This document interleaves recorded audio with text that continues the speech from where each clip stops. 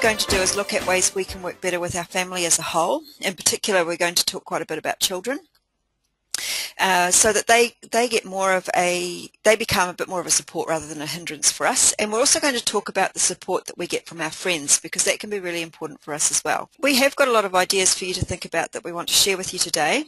And I guess the danger would be thinking you need to go and do everything all at once and change everything all at once, and that's probably not a great idea. If you can find just 2 or 3 ideas that you can go and try straight away, that would be great, and I'm sure that it'll make a big difference. Even little small things can make a really big difference to the way that life works. Let's get started. Now, children are probably a really major motivator for women in starting this type of business. We want to spend more time with our kids, we want to give them a better life, and we want to help them grow into happy, successful young adults. But unfortunately, our children can also become a source of frustration because we're trying to build our business and they don't always cooperate. They might complain when we go out and do parties, they don't want to help around the house. The best is fighting when we're on the phone, and I don't know if you've ever experienced, if you've got young children, ever experienced making a call, a business call, and suddenly World War III erupts around your ankles and you move into another room, thank goodness for cordless phones, and they follow you. So you end up closing the door and trying to hold it shut with your foot, and meanwhile have some sort of sensible conversation on the phone. That certainly happened to me more than once or twice. But I guess it's probably no wonder sometimes that the children act up, because in some families, particularly when the mother starts a business and gets very excited about it, it can become a little bit all-consuming, and sometimes acting up might seem to the children the only time they really get noticed. And I was talking to Cherie earlier about this, and she had a really interesting story that I thought might be interesting for everyone to hear. So Cherie, do you want to just share the story that you were telling me before? Sure. I had a lady in my team who was very passionate, very dedicated, very good at what she was doing. She had 3 young children, and one day we were chatting and she said that she'd decided she was going to spend the afternoon with them. She wasn't going to do any work.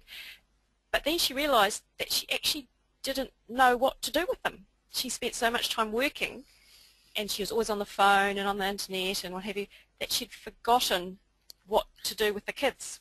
So we went through and made a list of things like reading a book or doing a jigsaw or going for a walk, because she'd actually forgotten. And I got off the phone and it really made me think about what I was doing. Yeah, because you get so engrossed in what you're doing that you become a bit of a one-track mind, don't you? Well, I mean, hopefully you don't, but obviously she did. So that's a bit of a danger, and that might be quite an extreme story, but it also might not be, which is a bit scary. So thanks for that. I guess what I've discovered is it is possible to turn around if you've got bad behaviour or uncooperative children, or it's probably not even bad behaviour, but you can turn it around and you can get them on your team working with you rather than having us just feeling like they're in our way all the time.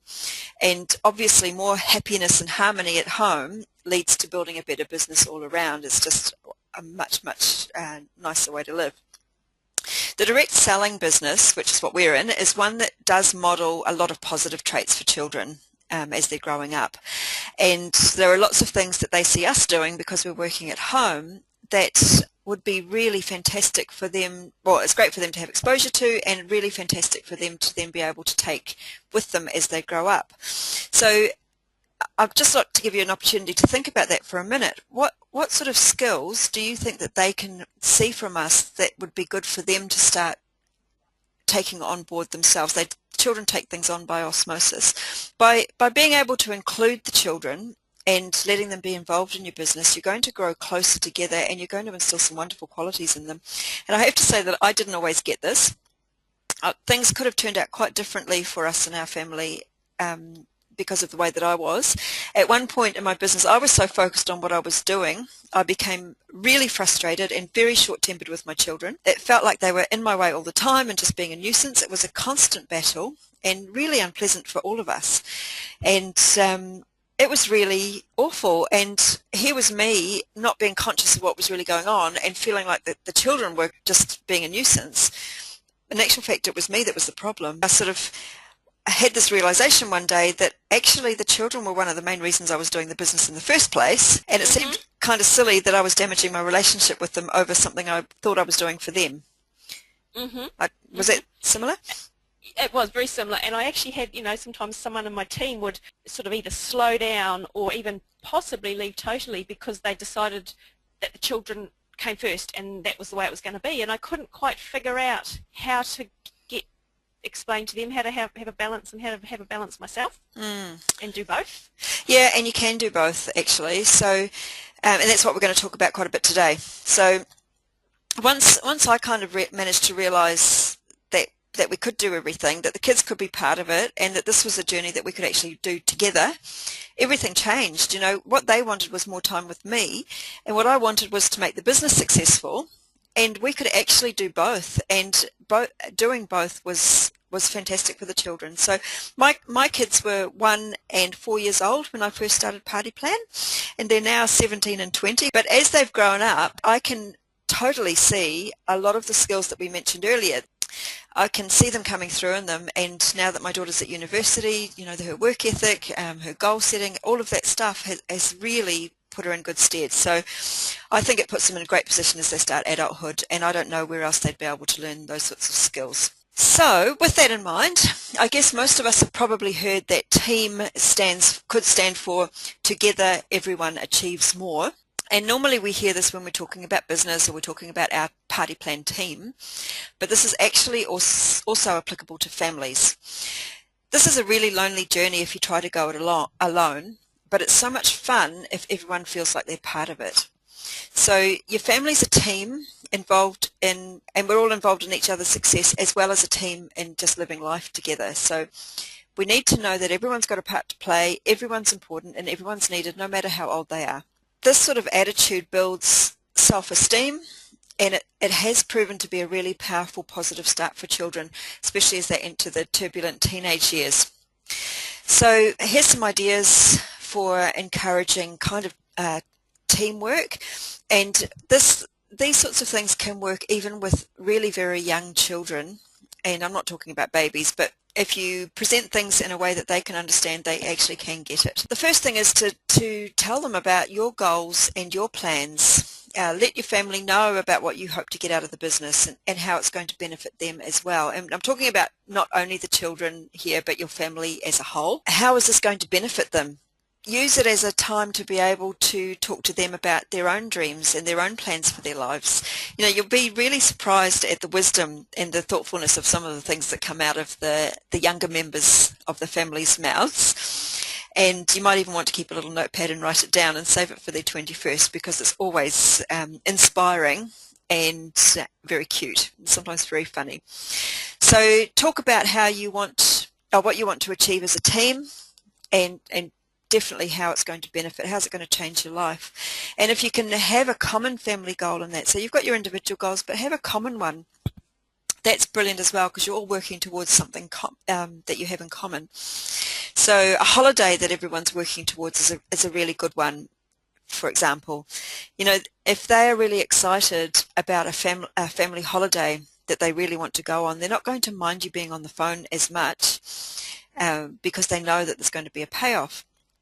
And when I tried this for the very first time, my children immediately stopped hassling me when I was, you know, going out and on the phone. And in fact, they even started asking me why I wasn't on the phone or why I wasn't out doing a party if I was just home doing nothing. So it became quite a different thing. We managed to turn around the whole attitude of the children just by having a common goal that we were working towards. A family dream board is a fantastic activity to do together. You know, everyone gets to share their dreams, they get to cut out or draw pictures, and you put the board together. And you'll learn so much about each other. They're going to talk about what's important to them, and it'll be magical.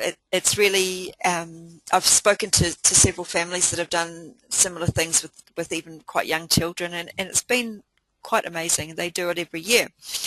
And we used to sit down and look for pictures and all the rest of it, and some of the things the kids said were just incredible. Once you've got this idea of the team going on, you need to then think about, you know, why are they on the team? Everybody in the family could have a completely different reason for wanting to be on the team. So for some it could be for the rewards. Maybe they're interested in some pocket money. Maybe they're interested in feeling important, or maybe they just want to spend time doing some grown-up work. Could be any reason, and the important thing is trying to work out what it is, because when you know what each person's in the team for, it makes it a lot easier to keep them happy and engaged. So think about that. It'll be different for everybody, and then you'll be able to really get to grips with what's important with them and how you're going to encourage them to stay enthusiastic. Now, everybody's got something to contribute, and it takes everyone to make the business work. So this was something that we did, which was actually really beneficial as well. What we did was we listed everybody's contribution to the team results, and I had the children come up with their own job descriptions, and so we made up their job descriptions, and it was really quite enlightening. Is there anything coming up in your mind that you think could be on one of your children's job descriptions? And even 2-year-olds can have a job description. It would be different to what a 11-year-old would have as theirs, but what are some of the things that you can think of that might be on a job description for a child in your party plan team?